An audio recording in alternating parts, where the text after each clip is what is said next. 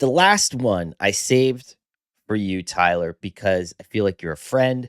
We've gone through a lot together. We've covered games in all parts of the country together, from college to the pros. You are always honest with me, and you're telling me that I'm wrong. So that's why I want you to call BS on me.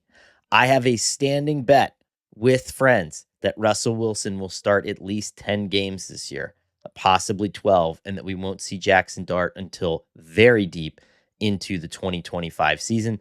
Jaxson Dart was in Buffalo this past week, where you make your home base right outside of there. He looked pretty good.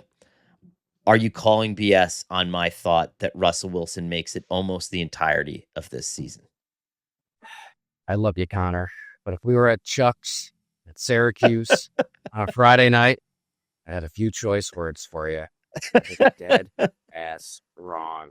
I cannot see Russell Wilson lasting into November. I think it lasts a little while. I think ideally Joe Shane, Brian Dable, the New York Giants would love to compete, give the Cowboys, the Eagles, the Commanders the best they can, win a game here and there, stay firmly in the hunt graphic, right? That's kind of the goal, I think, for the Giants this year. When it gets to Thanksgiving and everybody's sitting there with their families to look up at that TV and see Giants like 6-8 or whatever, like hover around at that point. Just that's kind of the goal.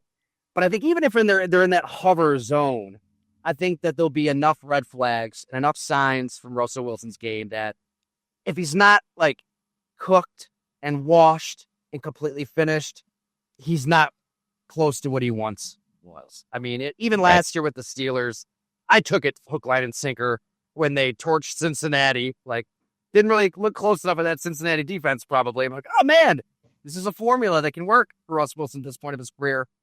At the end of the day, like we said earlier with Aaron Rodgers, you get to that age, you have a limited skill set, limited physical athletic abilities. That's where this is going for Wilson. And I think that, I mean, geez, Jaxson Dart threw a touchdown against the Bills in the preseason, and people are getting all excited. And I love Brian Dable when he did his Jaxson Dart impersonation and on mid, 6'7". Like the Dart hype is just going to grow and grow and grow with every incompletion, every interception, every mistake by Wilson in that market, as it should. You draft into the first round, which, by the way, Shane and Dable are fighting for their jobs, so they're going to want to show ownership and the fan base. They drafted somebody that can play. At some point, those lines cross, and I think it's probably earlier than the scenario you laid out. I have to tell you about this game-changing product I use before a night out with drinks. It's called Pre-Alcohol. Zbiotics Pre-Alcohol Probiotic Drink is the world's first genetically engineered probiotic.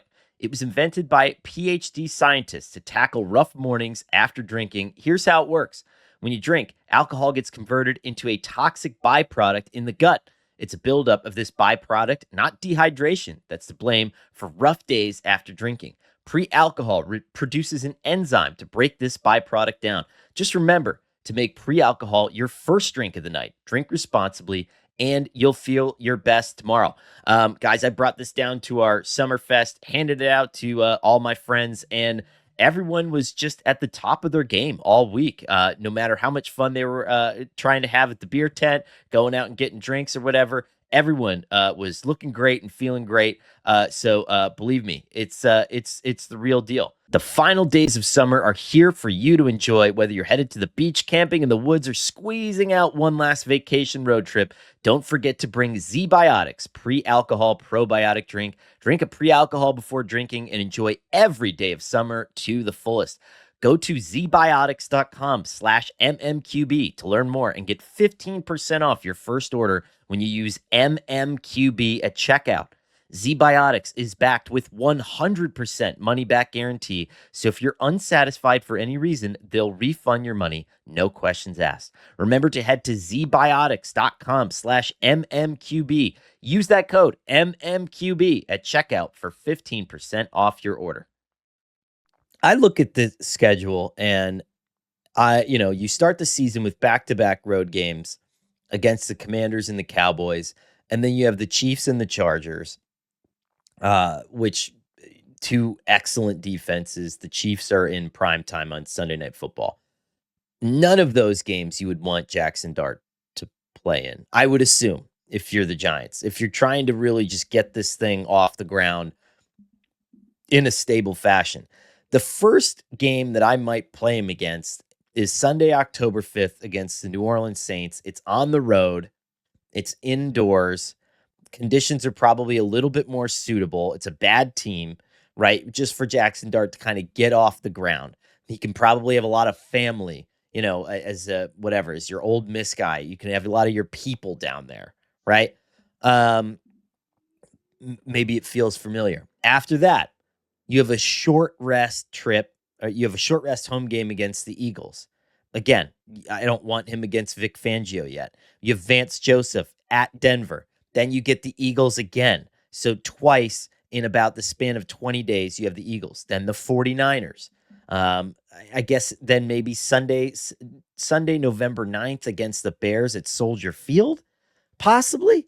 But again, this schedule is so brutal that I don't know where you just drop this kid in and say, go figure it out without breaking him, I agree completely. I think that Shane and Dable are probably sitting there looking at the schedule just like you and saying, man, we want to bring this kid along. Games? Right. We want to win, but it might be ugly, and we don't want to throw him out there against this foaming at the mouth defense and have his confidence hurt. But if you know, at the same time, though, two things. All right, first, like the Giants more than any other team know, you can have all the plans in the world. Mike Tyson's still going to sock you in the jaw. A couple of years ago, the injuries that they had on the offensive line were insane. Like, I know every team has injuries, but you're literally pulling Justin Pugh off the couch, throwing him out there, and all of a sudden he's playing left tackle. He never played before. So, like, they know, like, things can go haywire in ways that you cannot expect. So that could happen. But also, like, Brian Dable saw firsthand with Josh Allen. I'm not saying Jaxson Dart's Josh Allen at all, but he saw the benefits of a rookie quarterback getting thrown out there and just learning. I mean, that Bills team in 2018 was not good, and by design, by the way. Like, they stripped that roster down. I think he had like Deontay Thompson and Robert Foster and my guy Isaiah McKenzie. They picked him up the street. He's giving you meaningful snaps. Charles Clay might have been kicking around. Like, they did not have weapons around with Josh Allen, but you saw some signs of optimism, and he's leaping over Anthony Barr in his first start. He had some insane throws against like the Jaguars at home, and Jalen Ramsey's old comments calling Josh Allen trash are resurfaced. Like, there were like these little blips and glimmers, and like, oh man, like maybe this guy's different than Tyrod Taylor. Like, he's taking chances. He's pushing the ball downfield. He's fun. Yeah, there's turnovers and it's chaotic at times, but great. And they won. I think they were 6-10. And then in the next year, they make the playoffs. The year after that, they get to the AFC Championship game. And now they're winning the division every year. So maybe that's like the timeline in Brian Dable and Joe Shane's head. Like, okay, like, yeah, we want Russell Wilson out there. He's the veteran. He is more ready than a rookie quarterback right now. But we know the benefits of Jaxson Dart just running around, making plays, figuring shit out. And there's a value to that I think Brian Dable probably appreciates as much as anybody in the sport. That's the one thing that is kind of giving me pause, right? As we saw like Drake May, and I thought that guy was just going to get obliterated, but you get hit a few times and you realize that he's got the ability to take it. And I do think that there's something to that too. Like, we found out with Josh Allen that like the guy's made of oak, and you don't know that until you put him into absolutely the worst case scenario. So I don't know. I am like probably the last person on earth who still believes that Russell Wilson has a little bit of cooking left in him. But, it's good to have a friend like you, Tyler, that just helps me get to the place where I can probably finally let it go. You know what? Maybe look, I know there's some really good recipes out there. My wife is, she loves to cook food. We have more cooking books than we know what to do with. And I just keep buying them as gifts. She's got the New York Times cooking email recipes. Like, and look, a lot of people can follow a recipe and cook something up. if you lay it all out, like if Brian Dable's laying out a perfect game plan and they're scheming guys open, maybe you can thread that needle, Connor. Maybe even with his limitations, he finds a way to follow that recipe verbatim. I just think he's probably gonna screw something up, right? A little too much sauce. Maybe he sets it at 600 degrees instead of 450 degrees. Maybe it's just, I think it's probably the other extreme. It's probably like kind of milk a toast, right? It's probably just a little cold. Like, I don't know. I don't like cold pizza. I think it's a cold pizza kind of year for Russ Wilson.